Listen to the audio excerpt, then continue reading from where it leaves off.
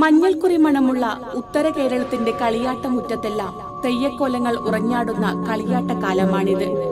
രാപ്പകർച്ചകൾക്കുമേൽ സൗന്ദര്യം ചൊരിഞ്ഞുകൊണ്ട് പ്രഭചൊരിയുന്ന ഓലച്ചൂട്ടും മിന്നിത്തിളങ്ങുന്ന ആടയാഭരണങ്ങളുമായി കൈകളിൽ ശത്രുസംഹാരത്തിന്റെ ആയുധവുമായി നടനമാടുന്ന തെയ്യക്കോലങ്ങൾ വെള്ളോട്ട് ചിലമ്പണിഞ്ഞ് കാലെടുത്തു വെച്ചത് ഈ മണ്ണിന്റെ ഗ്രാമീണ സംസ്കൃതിയുടെ മനധാരിലേക്കാണ്.